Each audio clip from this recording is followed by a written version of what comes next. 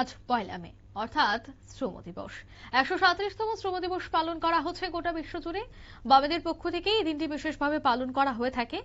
আজ দেখা গেল যে সিআইটিইউ এবং টিএসএফ কে ধর্মনগর শাখার যৌথ উদ্যোগেই যথাযোগ্য মর্যাদা ১৩৭তম মহান মে দিবস পালন করা হয়।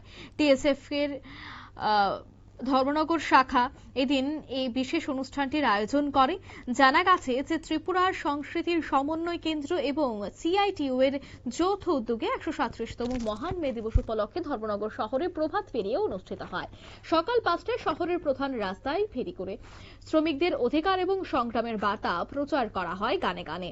বেলা ১২টায় সিপিএম ধর্মনগর মহকুমা দপ্তরে সিআইটিইউর পতাকা উত্তোলন করে সংগঠনের রাজ্য সম্পাদক মণ্ডলীর সদস্য অমিতাভ দত্ত। এরপর শহীদ স্মরণ এবং শহীদ বেদিতে ফুল অর্পণ করা হয়। পতাকা উত্তোলন সহ আরো বেশ কিছু কর্মসূচি রাখা হয়। আলোচনাও কি উঠে আসে বিস্তারিত শোনাবো। জমায়েতের মধ্যে দিয়ে এই আন্দোলন প্রকাশিত হয়, আত্মপ্রকাশ করে। পরবর্তী সময় ৩রা এবং ৪টা মে এই আমেরিকার পুঁজিবাদীদের দালাল পুলিশ সেখানে পুঁজিবাদীদের চক্রান্তে একটা বোমা ছেড়ে পুলিশকে উত্তেজিত করে সেখানে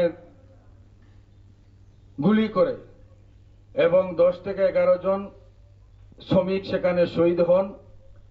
পরবর্তী সময়ে ৪টা মে হাজারের উপর শ্রমিকের রক্ত জড়ে সেখান থেকেই এই ৮ ঘন্টা কাজ, ৮ ঘন্টা আমোদ প্রমোদ, ৮ ঘন্টা বিশ্রামের যে অধিকার সেখান থেকেই প্রতিষ্ঠিত হয়েছিল। আপনারা শুনলেন এই মে দিবসের তাৎপর্য এবং তার ইতিহাস, কেন এই দিনটি পালন করা হয়, সবটা বিষয় নিয়ে কিন্তু এদিন আলোচনা হয়।